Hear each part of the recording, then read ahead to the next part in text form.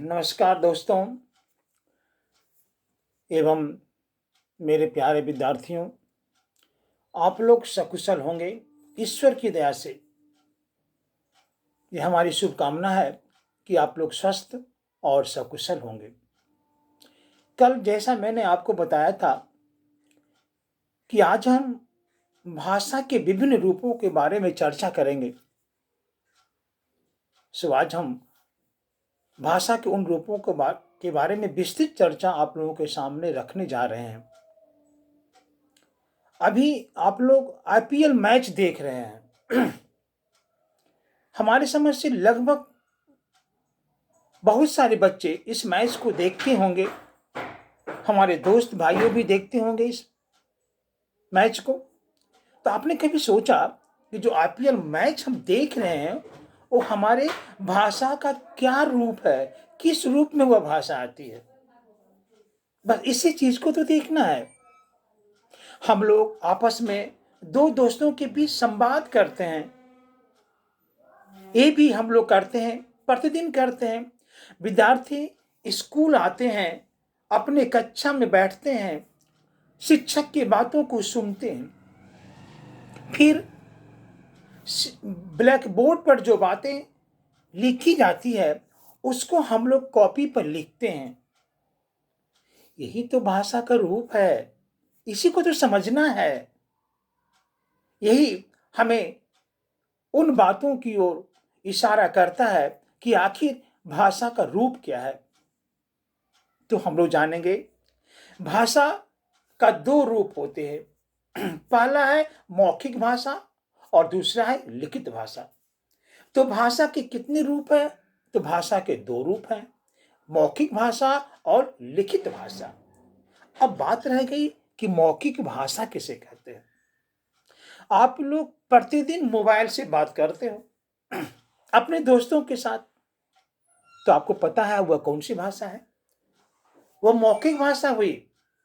अरे मुख से बोलकर अपने विचारों तथा भावों को अभिव्यक्त करने वाली भाषा मौखिक भाषा कहलाती है। जैसे आपसे बातचीत करना, समाचार पत्र सुनना, कविता पढ़ना, कहानी का पठन पाठन करना, ये सब सारी मौखिक भाषा के अंतर्गत आते हैं। तो आप समझ गए मौखिक भाषा क्या होगा? जिस भाषा को हम मुख से बोलते हैं, कानों के द्वारा सुनते हैं, मौखिक भाषा कहलाती है। अब इसका उदाहरण याद करने की कोई जरूरत नहीं है, आप खुद से इसका उदाहरण दे सकते हो। दूसरा भाषा का रूप है लिखित भाषा। आजकल हम लोग, इंटरनेट का जमाना है भाई, इंस्टाग्राम है, व्हाट्सएप है, ईमेल है। हम लोग क्या करते हैं, तुरंत मोबाइल निकालते हैं, टाइप करते हैं और किसी भी दोस्त को ईमेल कर देते हैं।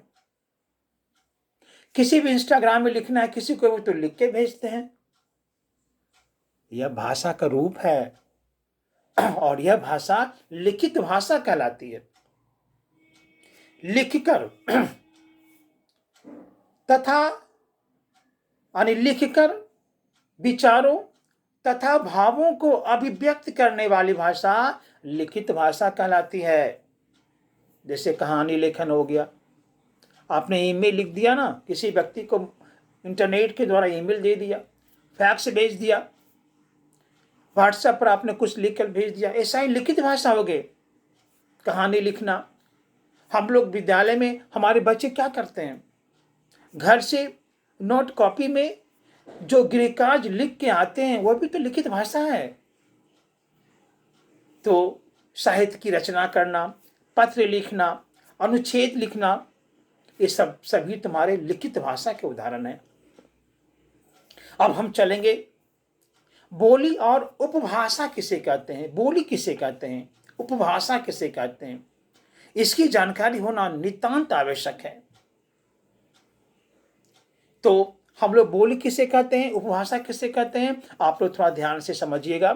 पहली बात है बोली। सामान्य रूप से भाषा के क्षेत्रीय रूप को बोली कहा जाता है। यह एक सीमित भूभाग में बोली जाती है, क्योंकि इसका जो क्षेत्र होता है वो सीमित होता है, इसका क्षेत्र विस्तृत नहीं होता है। इसे सरकारी कामकाज में मान्यता प्राप्त नहीं होती। भारत जैसे विशाल देश में अनेक बोलियां प्रचलित है।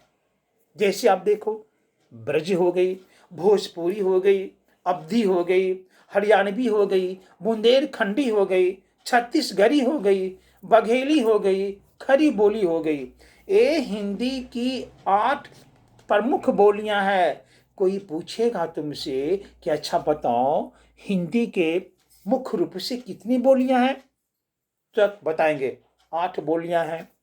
उसके उदाहरण पूछेंगे, बता देंगे कौन कौन सा उदाहरण है भाई। ब्रज हो गया, भोजपुरी हो गया, अवधी हो गया, हरियाणवी हो गई, बुंदेलखंडी, छत्तीसगढ़ी, बघेली और खड़ी बोली। ये 8 हिंदी की प्रमुख बोलियां हैं। अब दूसरी उपभाषा क्या है। उपभाषा के बारे में थोड़ा हम जानेंगे। किसी प्रांत या उप प्रांत की बोलचाल और साहित्य रचना की भाषा उपभाषा कहलाती है। एक परिभाषा आपने देख लिया, फिर भी इसके बारे में हम और जानेंगे कि जब बोली किसी प्रांत के छोटे से क्षेत्र से विस्तृत होकर एक बड़ी भूभाग अथवा किसी प्रांत में बोली जाती है, तब वह उपभाषा का रूप ग्रहण कर लेती है। जैसे आप देखो,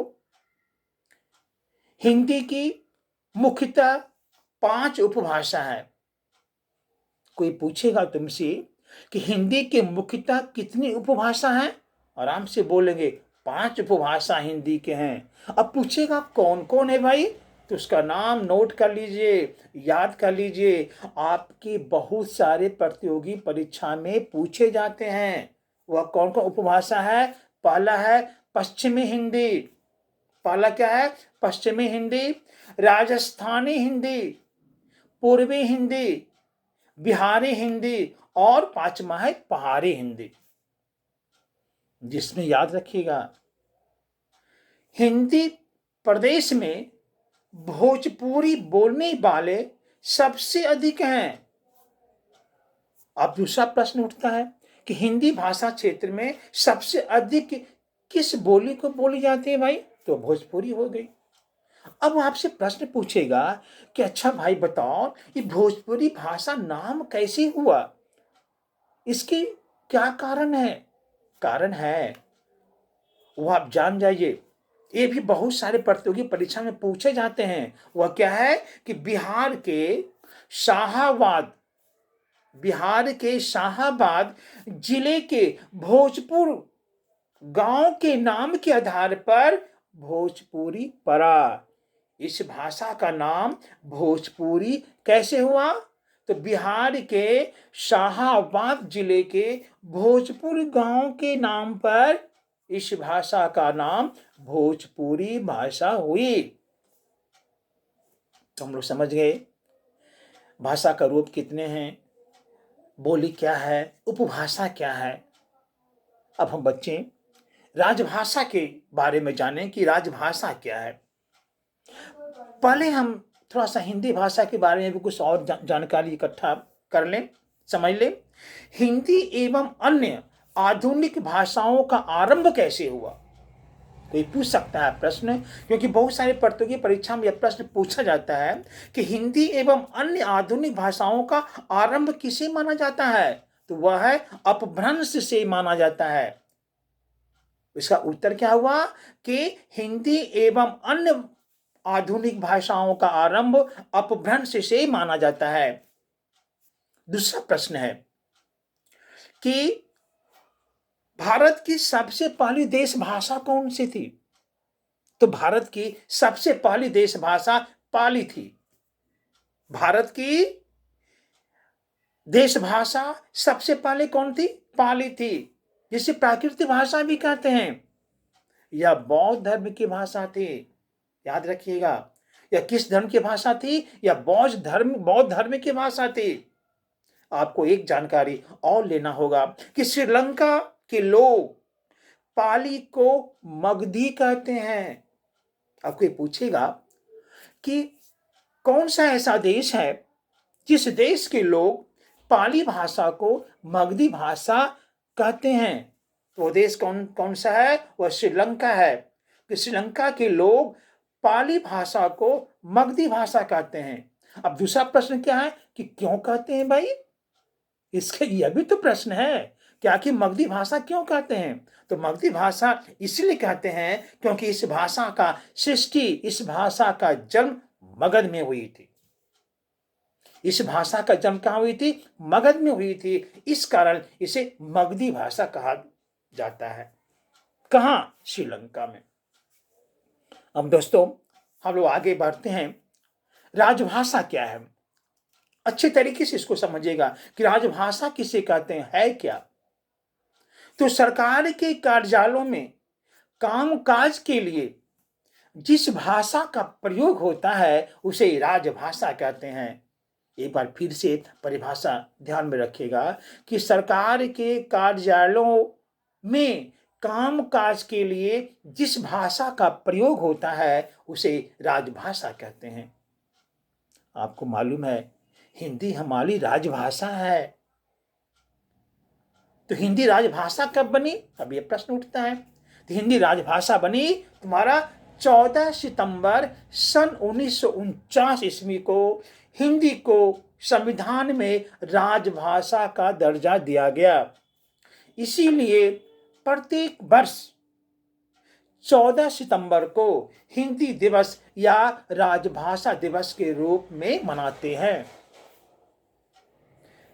संविधान के अनुच्छेद 343 के अनुसार संघ की राजभाषा हिंदी और लिपि देवनागरी है।